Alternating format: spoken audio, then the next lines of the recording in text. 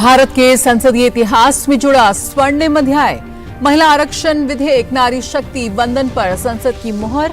राज्यसभा ने ऐतिहासिक बहुमत के साथ संविधान के 128वें संशोधन के पक्ष में किया वोट। अनिश्चितकाल के लिए सदन स्थगित।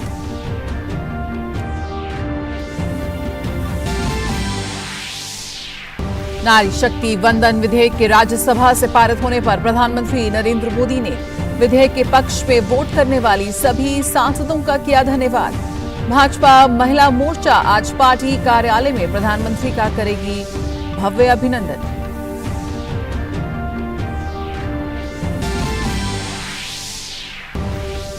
पच्चीस आरोपियों के प्रत्यर्पण और कार्रवाई को लेकर भारत लंबे समय से कर रहा है मांग। कनाडा ने नहीं की मदद। निज्जर पर ट्रूडो के बयान को भारतीय विदेश मंत्रालय ने बताया राजनीति से प्रेरित।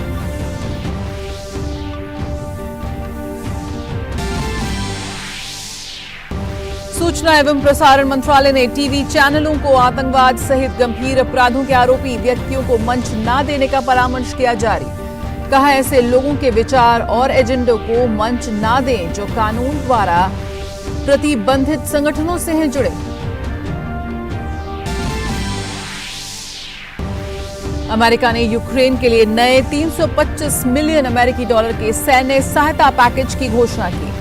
यूक्रेन के सैनिकों, नागरिकों और महत्वपूर्ण बुनियादी ढांचे के विकास के लिए है सहायता।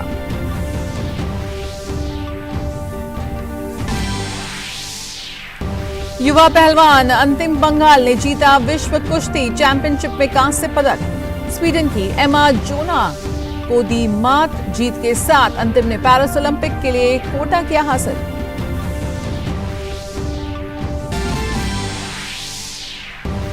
भारत और ऑस्ट्रेलिया के बीच आज से 3 मैचों की एक दिवसीय सीरीज का होगा आगाज। मोहाली में खेला जाएगा पहला वनडे।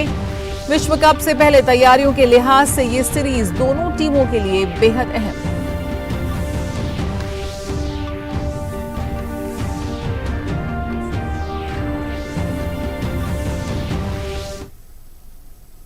नमस्कार, समाचारों में आप सभी का बहुत स्वागत है। मैं हूं जया सिन्हा। शुरुआत करेंगे इस वक्त की अहम खबरों के साथ। राज्यसभा से पारित होने के साथ ही नारी शक्ति वंदन विधेयक पर संसद की मुहर लग गई है।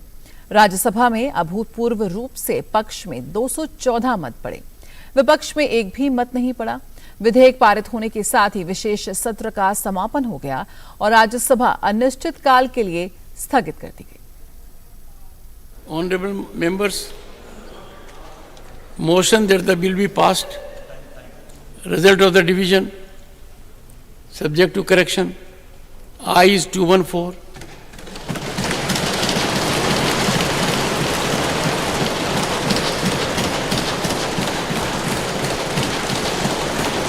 It was something all around.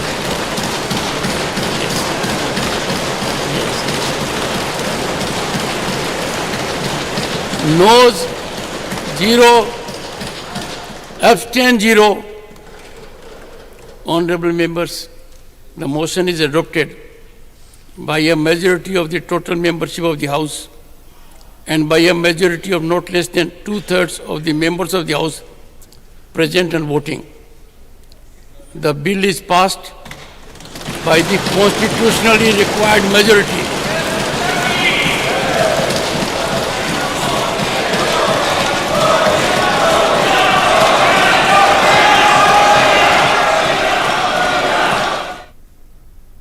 और प्रधानमंत्री ने चर्चा के अंत में कहा कि विधेयक को सभी वर्गों और राजनीतिक दलों का समर्थन मिला है।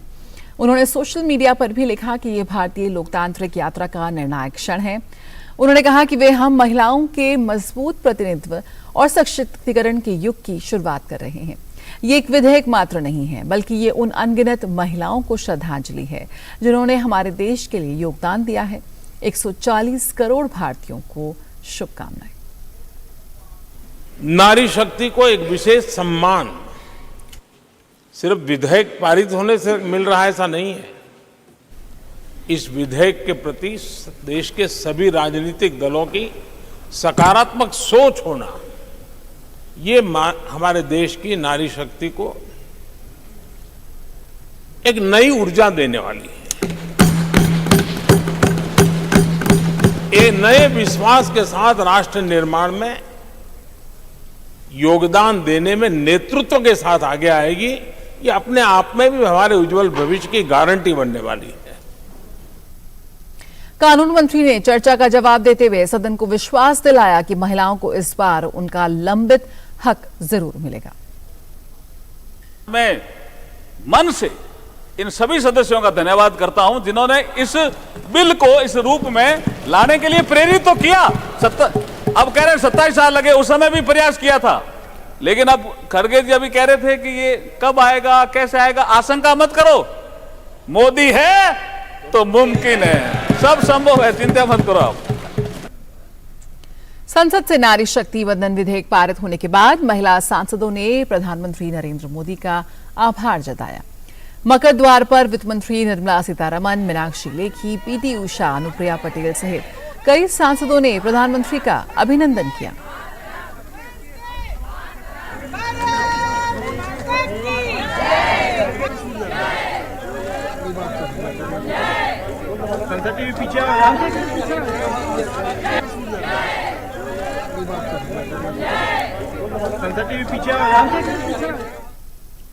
प्रधानमंत्री नरेंद्र मोदी को धन्यवाद देने पहुंची महिला सांसदों से बातचीत की हमारे सहयोगी नीरज सिंह ने।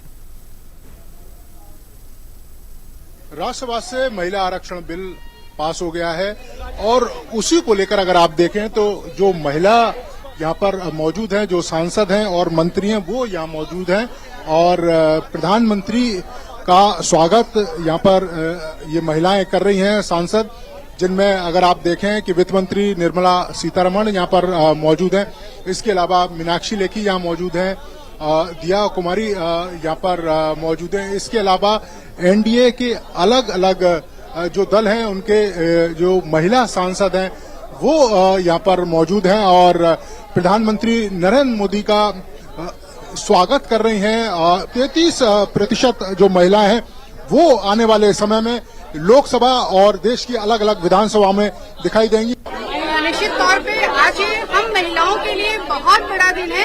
जो हम सब नारा लगाते हैं मोदी है तो मुमकिन है, आज वो हम महिलाओं के लिए भी सच हुआ। हम लोग साक्षी बने एक ऐतिहासिक घटना के, जो आने वाली पीढ़ी में सब लोग भी याद करेंगे और माननीय प्रधानमंत्री जी को धन्यवाद करेंगे कि आज इतना अच्छा मौका महिलाओं के लिए मन की बात उन्होंने सुनी। का दिन कितना बड़ा दिन, देश की करोड़ों बहनों की ओर से राष्ट्र सेवक का अभिनंदन, उनका बहुत आभार। लोग कहते थे कि महिलाओं का यह सपना कभी साकार नहीं होगा, लेकिन हम बहनों के लिए सबसे बड़ा आशीर्वाद बना जब नरेंद्र मोदी राष्ट्र सेवक बने। आज प्रधानमंत्री के नाते उन्होंने महिला नेतृत्व के लिए भारतीय राजनीति में एक अभूतपूर्व इतिहास रचा है। हम जितना उन्हें आभार दें उतना कम है। आने वाली हमारी जो बेटियों की पीढ़ी नेतृत्व देगी, उनसे कहेंगे ये सदन साक्षी है कि नरेंद्र मोदी ने आपको संवैधानिक गारंटी दी। धन्यवाद। तो ये हमारे साथ स्मृति ईरानी जो बता रही थी कि आज का दिन कितना बड़ा दिन है और आपने देखा कि किस तरीके से तमाम महिला सांसद और जो केंद्रीय मंत्री हैं वो प्रधानमंत्री का स्वागत करने के लिए यहाँ पर पहुंची थी और प्रधानमंत्री भी काफी खुश दिखाई दिए इन महिला सांसदों के साथ। और आने वाले समय में इसी लोकसभा में ज्यादा से ज्यादा जो महिलाएं वो देखने को मिलेंगी। 33% आरक्षण जब लागू हो जाएगा। कैमरामैन संदीप के साथ नीरज सिंह, डीडी न्यूज, दिल्ली। लोकसभा और देश की विधानसभाओं में महिलाओं को 33% आरक्षण देने वाले विधेयक नारी शक्ति वंदन अधिनियम 2023 के पारित होने पर भाजपा महिला मोर्चा के नेतृत्व में पार्टी आज प्रधानमंत्री नरेंद्र मोदी का राष्ट्रीय कार्यालय में भव्य स्वागत और अभिनंदन करेगी। इस मौके पर दोनों सदनों लोकसभा एवं राज्यसभा की सभी महिला सांसदों के साथ साथ महिला पदाधिकारी एवं दिल्ली एनसीआर से जुड़े आसपास के हजारों महिला कार्यकर्ता भी शामिल होंगे। और महिला आरक्षण बिल के राज्यसभा में पास होने पर केंद्रीय कानून मंत्री अर्जुन राम मेघवाल से बात की हमारे संवाददाता नीरज सिंह ने। कानून मंत्री अर्जुन राम मेघवाल जी इस समय हमारे साथ हैं। सर, बड़ा भागीरथी प्रयास भी किया गया, कई लंबे दशकों से इंतजार भी था देश की महिलाओं को, आखिरकार ये सपना पूरा हो गया। देश की ये लड़ाई तो लंबे समय से लड़ी जा रही थी, लेकिन 1996 से जब बिल पेश हो गया था लोकसभा में, 11वीं लोकसभा में, तब से ये लड़ाई संवैधानिक हो गई थी। 27 सालों का ये इंतजार, और इस इंतजार के बाद नए संसद भवन में पहला ही सत्र, पहला ही बिल, और वो भी सर्वसम्मति से पास हो जाना। आज तो राज्यसभा में सर्वसम्मति से पास हुआ। बिल्कुल, ये बड़ी बात है कि पहली बार विपक्ष और पक्ष दोनों बिल्कुल। सभा में ठीक है 2 वोट हमारे अगेंस्ट में गए, लेकिन राज्यसभा में सर्वसम्मति से पास हुआ। बहुत बड़ी उपलब्धि है। देखिए, जो ये महिलाओं को जो रिप्रेजेंटेशन मिलेगा लोकसभा में और राज्यों की विधानसभाओं में, ये बहुत बड़ा क्रांतिकारी कदम है, और मातृशक्ति जो निर्णय करेगी विकसित भारत बनाने में, ये बहुत बड़ा योगदान देने वाला कदम है। भारतीय राजनीति में कितना बड़ा बदलाव आने वाले समय बदलाव देख रहा हूं, बहुत बड़ा बदलाव देख रहा हूं मैं, और बहुत सकारात्मक बदलाव है ये। It is needed also, need of the hour है ये, और भारत पूरे संसार को दिशा दिखाएगा इस बिल के माध्यम से। चलिए, धन्यवाद दिए थे हमारे साथ कानून मंत्री अर्जुन राम मेघवाल जी, जो कह रहे हैं कि भारतीय राजनीति में एक बड़ा बदलाव आने वाले समय में दिखाई देगा, और ये पूरी दुनिया को एक बड़ा मैसेज भी देगा जब महिला जनप्रतिनिधि लोकसभा में और देश की अलग अलग विधानसभाओं में बैठेंगी। कैमरामैन संदीप के साथ नीरज सिंह, डीडी न्यूज, दिल्ली। महिला आरक्षण बिल राज्यसभा में पास होने पर केंद्रीय मंत्री अनुराग सिंह ठाकुर ने खुशी जाहिर की। सर, आज का दिन कितना बड़ा दिन है, क्योंकि एक बड़ा लंबा इंतजार महिलाएं पूरे देश की कर रही थी। मैं इतना ही कहूंगा कि माननीय मोदी जी के नेतृत्व में वो संभव हुआ जो कल तक अधूरा रहता था, लटका रहता था, लेकिन मोदी दृढ़ निश्चय लेके चलते हैं, संकल्प से सिद्धि की यात्रा के लिए जाने जाते हैं, और वो मुकाम जहां पर मेरी मातृशक्ति को अधिकार मिल सके, महिला नेतृत्व विकास को सुनिश्चित कर सकें, तो आज वो हुआ है। इसी संसद में आने वाले समय में 33% कम से कम महिलाएं होंगी, और यही नहीं, विधानसभाओं में भी सुनिश्चित होगा। तो अब मातृशक्ति नीति निर्माण में भी, गरीबों के कल्याण में भी, और भारत के उत्थान में भी अहम भूमिकाएं निभाएंगी। राजनीतिक कितना बदलाव आप देख रहे हैं आने वाले समय में? बहुत बड़ा बदलाव है। देखिए, जब इतनी बड़ी संख्या में मातृशक्ति जुड़ती है, आज तो पूरा देश मिठाई बांट रहा है, क्योंकि बहनों को वो विजय मिली है जो भाई नरेंद्र मोदी ने दी है।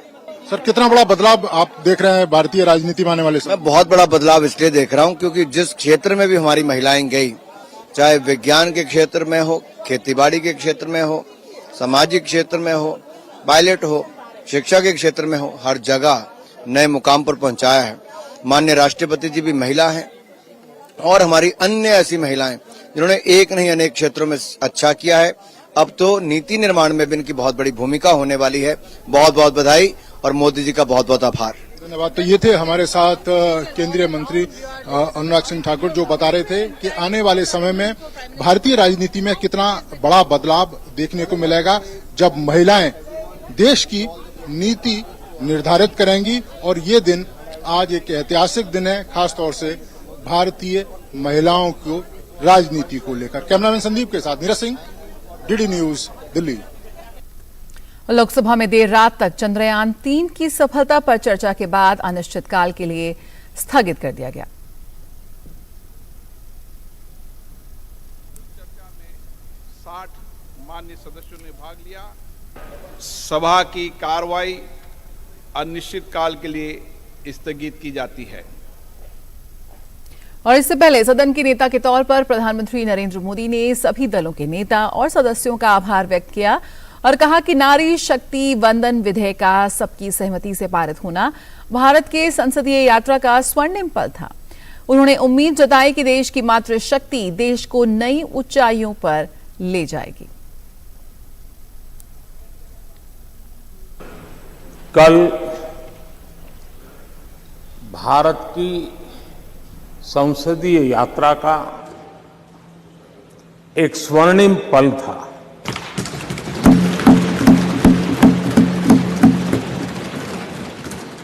और इस स्वर्णिम पल के हकदार इस सदन के सभी सदस्य हैं।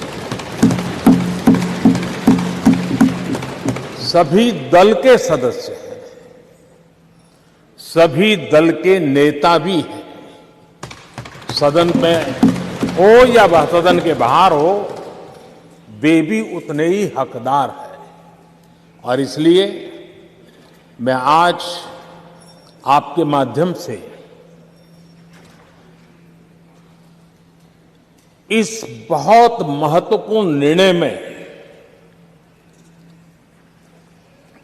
और देश की मातृशक्ति में एक नई ऊर्जा भरने में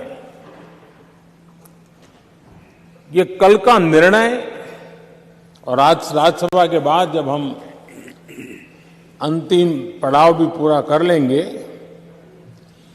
देश की मातृशक्ति का जो मिजाज बदलेगा, जो विश्वास पैदा होगा, वो देश को नई ऊंचाइयों पर ले जाने वाली एक अकल्पनीय अप्रतिम शक्ति के रूप में उभरेगा। ये मैं अनुभव करता हूं।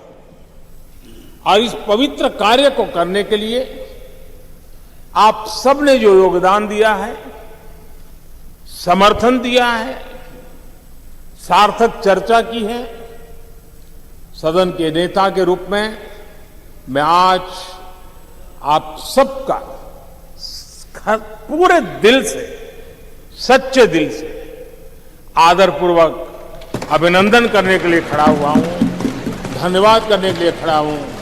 नमस्कार। और प्रधानमंत्री नरेंद्र मोदी आज शाम नई दिल्ली के भारत मंडपम में G20 की टीम के साथ बातचीत करेंगे, जिसमें G20 शिखर सम्मेलन की सफलता में योगदान देने वाले लगभग 3000 लोग भाग लेंगे। इनमें विशेष रूप से वे लोग शामिल होंगे जिन्होंने शिखर सम्मेलन की सफलता को सुनिश्चित करने के लिए जमीनी स्तर पर काम किया है। इनमें विभिन्न मंत्रालयों के सफाई कर्मी, ड्राइवर, वेटर और अन्य कर्मचारी शामिल हैं। इसके बाद रात्रि भोज भी होगा। इस दौरान वे जन समूह को संबोधित भी करेंगे।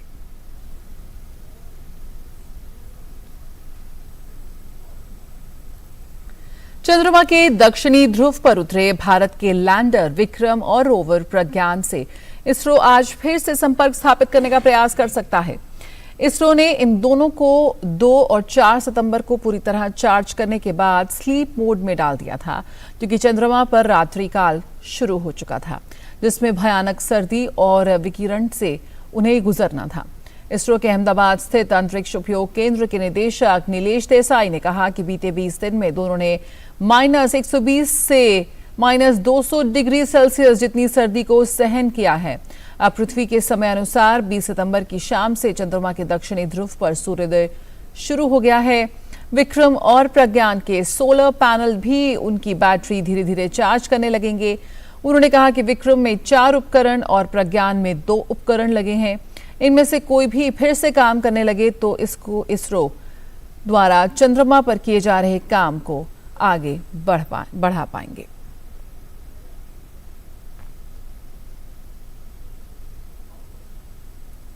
और सरकार ने टीवी चैनलों को आतंकवाद सहित गंभीर अपराधों के आरोपी व्यक्तियों को मंच न प्रदान करने की सलाह दी है। सूचना और प्रसारण मंत्रालय ने कहा कि मंत्रालय को ऐसी जानकारी मिली है कि विदेश के एक ऐसे व्यक्ति को टीवी चैनल पर चर्चा के लिए आमंत्रित किया गया जिसके खिलाफ आतंकवाद सहित गंभीर अपराध के आरोप लगे और जो ऐसे संगठन से जुड़ा है जिसे भारत में कानून द्वारा प्रतिबंधित किया गया है। मंत्रालय ने कहा कि उस व्यक्ति ने ऐसे कई बयान दिए जो देश की संप्रभुता, अखंडता, देश की सुरक्षा और भारत के मित्र देशों के संबंधों के लिहाज से हानिकारक हैं।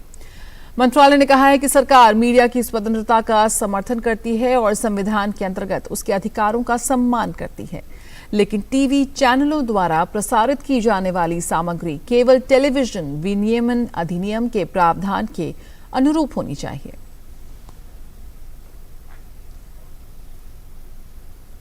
केंद्रीय कृषि और किसान कल्याण राज्य मंत्री कैलाश चौधरी ने नई दिल्ली में किसान ई मित्र पीएम किसान AI चैटबॉट की शुरुआत की है। इस अवसर पर उन्होंने कहा कि ये पहल किसानों के जीवन में सकारात्मक बदलाव लाने और प्रौद्योगिकी के उपयोग से शासन में सुधार लाने के प्रधानमंत्री नरेंद्र मोदी के दृष्टिकोण के अनुरूप है। कैलाश चौधरी ने कहा कि AI चैटबॉट योजना की जानकारी के साथ साथ शिकायतों के समाधान में मदद करेगा। उन्होंने कम समय में इस उपलब्धि के लिए मंत्रालय के अधिकारियों की सराहना की है और कहा कि इससे केंद्र और राज्यों के कृषि अधिकारियों पर काम का बोझ कम होगा।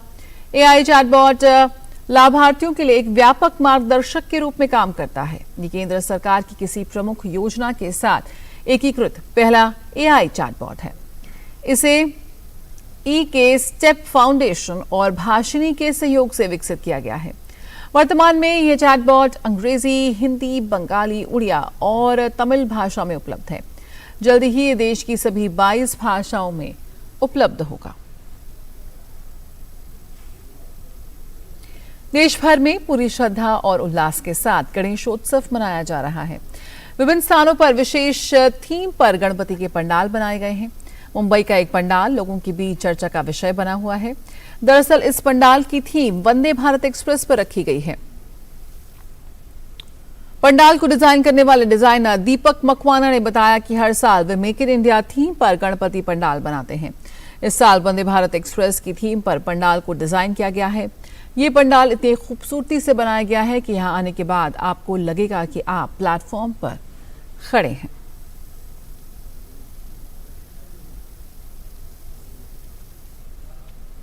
देश भर में गणेश उत्सव की धूम है। उत्तर प्रदेश की राजधानी लखनऊ में गणपति पूजन के लिए एक अनोखा पंडाल बनाया गया है। यहां दर्शन करने वाले आए श्रद्धालुओं का 10 करोड़ रुपए का बीमा कराया गया है। झूलेलाल पार्क में दक्षिण भारत के कलाकारों ने भव्य पंडाल तैयार किया है, जिसे देखने के लिए दूर दूर से लोग लखनऊ पहुंच रहे हैं। पंडाल की एक विशेष बात यह भी है कि यहाँ चिट्ठी लिखकर भक्त गणपति बप्पा से मनोकामना करते हैं। इस पंडाल में 10 दिन तक गणपति पूजन किया जाएगा और अलग अलग भक्ति गीत गाए जा रहे हैं।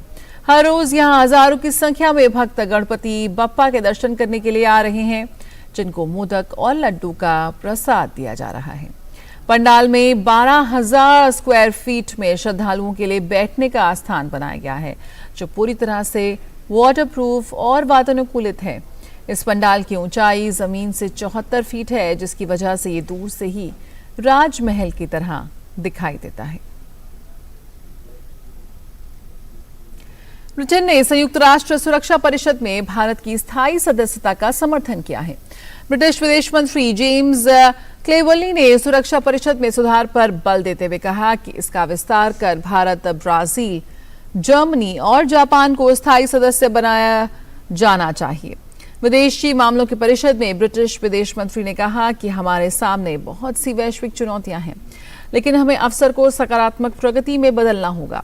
उन्होंने कहा कि हमें अपने पारंपरिक मित्रों और सहयोगियों के साथ काम करने की जरूरत है। हमें दुनिया की उभरती ताकतों को आवाज देना होगा। इसलिए सुरक्षा परिषद में भारत जैसे देशों को स्थायी सदस्य बनाकर इसे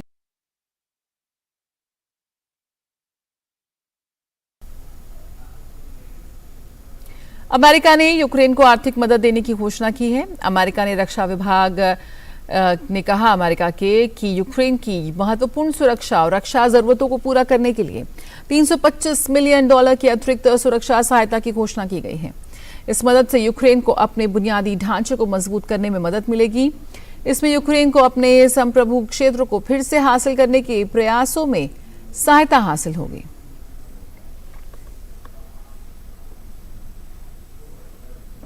भारत और ऑस्ट्रेलिया के बीच आज से 3 मैचों की 1 दिवसीय सीरीज का आगाज होगा।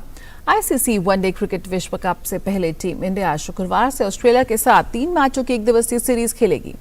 सीरीज का पहला मैच मोहाली में खेला जाएगा। एशिया कप जीतने के बाद भारतीय टीम के हौसले बुलंद हैं। विश्व कप से पहले तैयारियों के लिहाज से ये सीरीज दोनों टीमों के लिए बेहद अहम मानी जा रही है। और विश्व कुश्ती चैंपियनशिप में युवा भारतीय पहलवान अंतिम पंघाल ने कांस्य पदक जीत लिया है।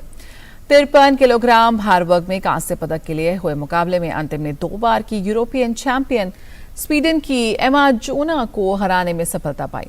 इस बार इस प्रतियोगिता में ये भारत का पहला पदक है। इस जीत के साथ ही अंतिम ने पेरिस ओलंपिक के लिए कोटा भी हासिल कर लिया है। जीत के साथ ही 19 साल के अंतिम विश्व चैंपियनशिप में कांस्य पदक जीतने वाली 6ठी भारतीय महिला खिलाड़ी बन गई है। और खबरों का सिलसिला जारी रहेगा, लेकिन फिलहाल इस बुलेटिन में इतना ही। मुझे दीजिए इजाजत। नमस्कार।